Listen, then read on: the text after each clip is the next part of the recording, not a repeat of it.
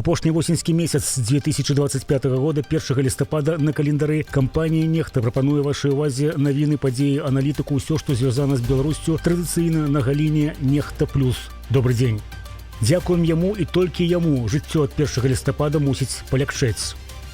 Салігорская трагедыя. Хто дзе не даглядзеў, высвятляюць следчыя, а медыкі змагаюцца за жыццё пацярпелых. Беларускія пастаўшчыкі зноў разлічвалі прасунуць у Расію прадукт без суправаджальных дакументаў. Любяць у Беларусі камуністычныя прысмакі. Нейкія змены рабіць не тады, калі наспела неабходнасць, а менавіта ад 1 числа. Ці здаваць нейкія праекты збудаванні да 7 лістапада, 1 траўня, дня перамогі, дня вызвалення Менску, як імкнуліся да 3 ліпеня сёлета здаць новы смеццеперапрацоўчы завод у Менску, але потым перадумалі і сканцэнтраваліся перш за ўсё на перапрацоўцы адходаў, а не іх складзіраванні. Вось з 1 лістапада ўрад падрыхтаваў даволі кардынальныя змены ў асобных сектарах нашага жыцця. Такім чынам, ад сёння павялічваецца бюджэт пражытковага мінімуму. С 1 ноября текущего года увеличивается бюджет прожиточного минимума. Его размер в среднем на душу населения составит 491 рубль 9 копеек и увеличится по сравнению с действующим на 0,7%. С начала года он вырос более чем на 12%. При этом уровень инфляции за 9 месяцев текущего года составил 5,8%.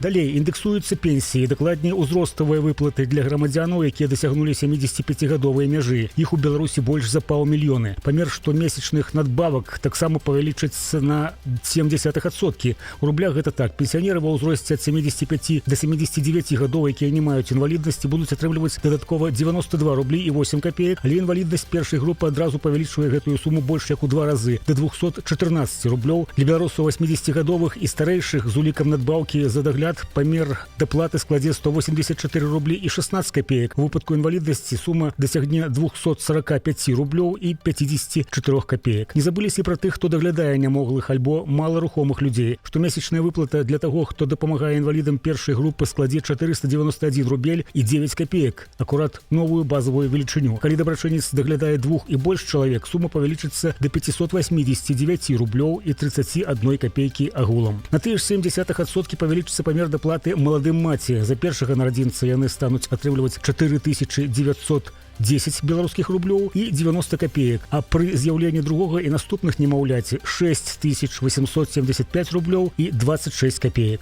Павялічыцца і сума дапамогі жанчынам, якія ўсталі на ўлік пацяжарнасці ў медычных установах да 12 тыдня. Яна складае 491 рубель і 9 копеек, то бок усё той жа пражытковы мінімум. Не нашмат, але павялічыцца таксама лічба дапамогі сем'ям, дзе выхоўваюцца дзеці ад 3 до 18 гадоў, пакуль адзін з бацькоў знаходзіцца ў отпуску па даглядзе за дзіцяці. Гэта сума 245 рублёў і 55 копеек. Павялічыцца таксама памер выплатаў сем'ям, якія выхоўваюць дзяцей-інвалідаў да 18 гадоў. Зноў жа ад 1 лістапада кампаніі і індывідуальных прадпрымальнікаў, якія займаюцца пасажырскімі перавозкамі, абавязалі забяспечыць магчымасць безнаяўнай аплаты карткаю праз тэрміналы. Таксама будзе пашыранае тэставанне бескантактнай аплаты банкаўскімі карткамі на аўтобусных і тралейбусных маршрутах, але пакуль толькі ў Менску. З пачаткам лістапада і до 15 снежня ўводзіцца забарона на вылоўліванне 2 відаў рыб – сіга чудскага і сома.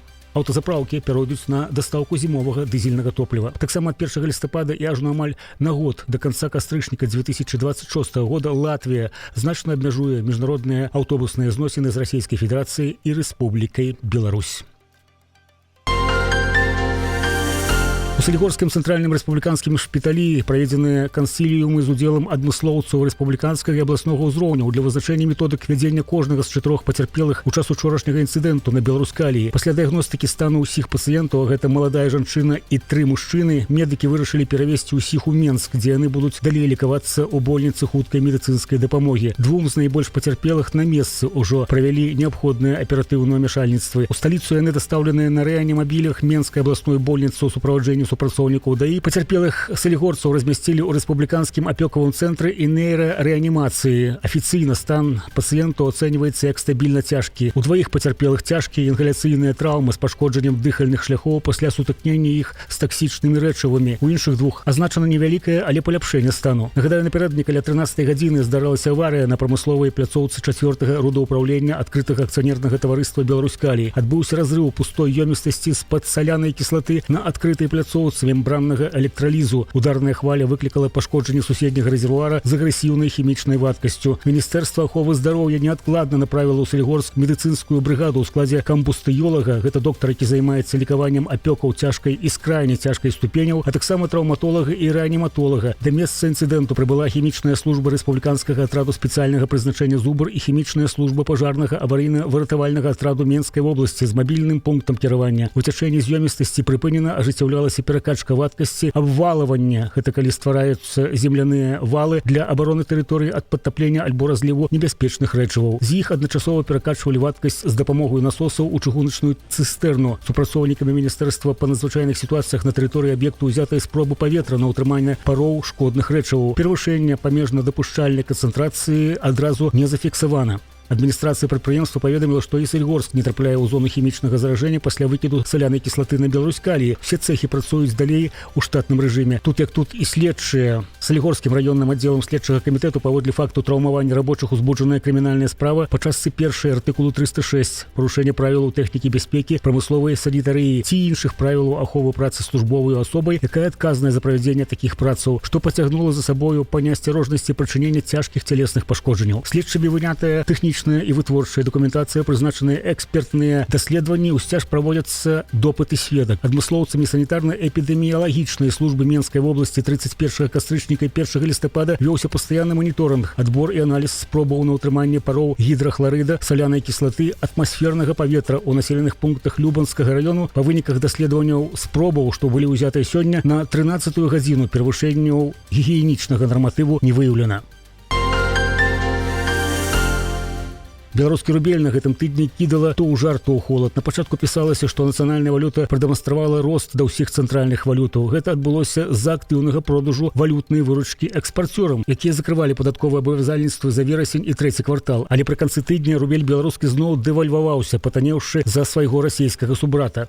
Увогуле, кошт кошыку валюту абваліўся на 34%, што, як азначаюць адмыслоўцы, даволі істотна для змянення за 24 гадзіны. Яшчэ мацней, нацыянальны рубель танеў толькі аднойчы ў гэтым годзе. І тым не менш, падаражэўшы цягам тыдня на 0,8%, да 31 кастрычніка кошт упаў толькі на 23%. Банкавыя аналітыкі тлумачаць гэта тым, што і ў Расіі ўжо некалькі дзён таннее рубель.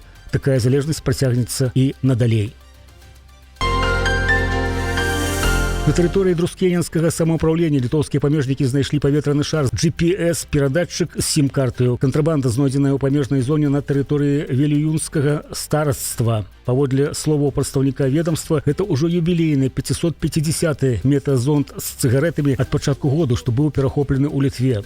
Звычайна стандартны памер такога грузу 3 скрыні цыгарэтаў з беларускімі акцызнымі маркамі, 1500 пачак. І сёлета з гэтым проста бум. Летась было зафіксавана толькі 226 такіх выпадкаў, а яшчэ годам раней, у 2023 усяго 3. У 2022 годзе ўвогуле ніводнага выпадку. У ведомстве дадалі, што ад пачатку году затрымалі 101 чалавека. У мінулым годзе больш як на палову меней, 46. Паводле справаў аб кантрабандзе з выкарыстаннем паветраных шароў у суд было перададзена 16 такіх справаў. Тыя, каго пакаралі, адбываюць розныя тэрміны зняволення ад больш як у год да 2 гадоў і 6 месяцаў. Акрамя таго, яны вымушаныя заплаціць штраф да 19 400 еўра. Агульная сума ўжо прызначаных штрафаў склала 111 000 еўра, і гэтая лічба павялічыцца, бо, як адзначылі ў службе аховы дзяржаўнай мяжы Літвы, на цяперашні час праводзіцца дасудзебнае даследаванне для 50 злачынцаў, якія ўжо прызнаныя падазраванымі. Здавалася б, што складанага. Каб прыпыніць гэтае злачынства, трэба проста узняць кошты на тытунь у Беларусі, і людзі будуць здаравей, і менш будзе падставаў для падобных вылазак кантрабандыстаў. Але ж Лукашенко сам гопнік злачынца, і ён ніколі на гэтае не пойдзе.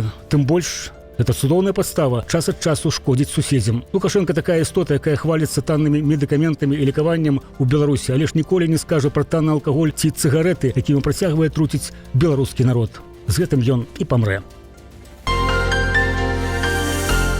Беларускі мёд не пусцілі ў расійскую федэрацыю цэлых 42 кілаграмы. Як і раней, мяса-малочныя вырабы і гэты прадукт чамусьці перавозілі без ветэрынарных дакументаў і маркіроўкі, якія пацвярджалі б якасць і бяспеку мёду. Без гэтых дадзеных немагчыма ўстанавіць паходжанне прадукту і спраўдзіць склад тавару. У выніку груз аформілі актам вяртання і адправілі зноў у Беларусь.